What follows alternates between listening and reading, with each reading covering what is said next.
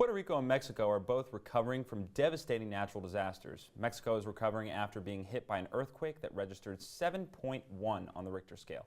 And Puerto Rico is seeing the consequences of a Category 4 hurricane.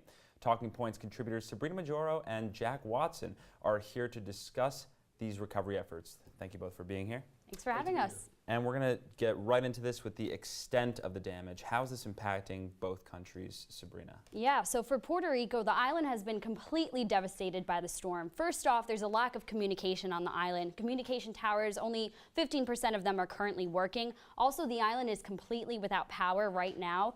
Compounding this is the fact that water services on the island, only 25% of them are working, and there's been a significant amount of property damage on the island. The houses in Puerto Rico are made of wooden frames with tin roofs. So they were not well prepared for a storm like Maria to come and completely devastate the island. Absolutely. And you know, for Mexico, this Saturday actually saw the third earthquake this month, the third significant earthquake this month to impact the Mexican mainland. It registered over 6 on the Richter scale, 6.1 this Saturday. And as a result of these earthquakes, over 300 people are presumed dead and 4,700 presumed injured. And according to CNN, 2,000 schools, because schools are an important focal point here in Mexico City, have been damaged, with 212 reporting significant damage in Mexico City. And as of today, the Chicago Tribune reporting that only 1% of these schools have reopened today. And now we saw Mexico sending relief to Houston for Hurricane Harvey relief, and we just saw Governor Cuomo going down to Puerto Rico to sort of help with their relief efforts. How is the U.S. government sort of, you know, helping Mexico and Puerto Rico, and is it reciprocal of what Mexico has done for the United States? Jack, and then Sabrina, you could follow up on that as well.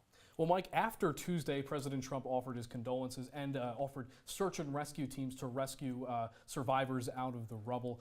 Now, the U.S. government is currently dealing on the U.S. mainland with the aftermath of Hurricane Harvey, of course, in southeastern Texas and Louisiana, as well as in western Florida, Hurricane Irma. So their attention in terms of natural disasters is drawn to a lot more places. And we're talking about Puerto Rico. Every person on that island, every citizen on that island is also a United States citizen. Yeah. So the chief concern there is with the United States population. Yeah, so as a U.S. territory, Puerto Rico is essentially entitled to all the privileges that U.S. citizens are entitled to in terms of minus like voting rights and other restrictions like that. But President Trump declared Puerto Rico a disaster zone, and what that essentially does is open the doors for FEMA and other recovery operations to sort of go into the country and start distributing supplies throughout the island.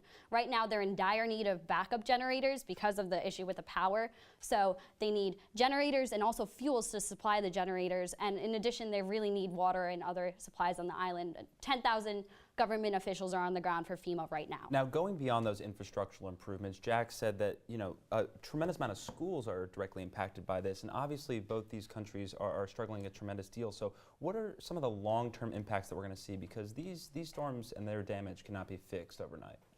Well, for Puerto Rico, the country was experiencing an economic recession. It was a 10-year recession for years prior to this. They actually declared bankruptcy back in May.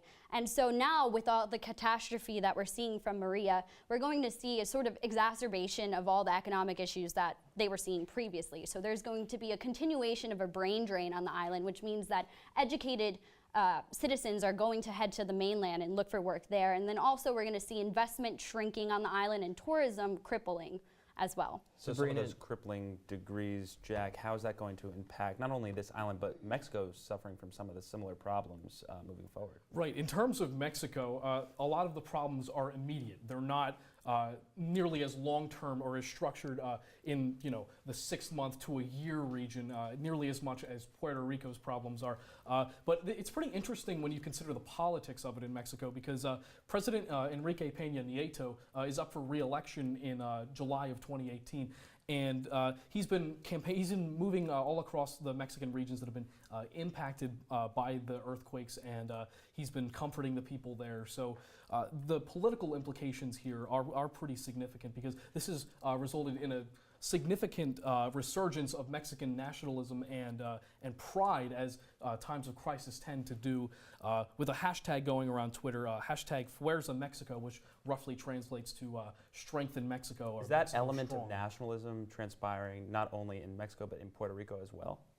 Well, it's difficult to say with Puerto Rico because, as we said, the communication in Puerto Rico is almost completely devastated with, I believe, in very small percentages. There's actually been a lot of panic on the island just because people don't know if their family members in other parts of the island okay. There were reports of people trying to drive to find family members, but they aren't able to do that because infrastructure is a huge problem on the island, and there's been severe flooding as well. So, yeah, it's really hard to tell for sure.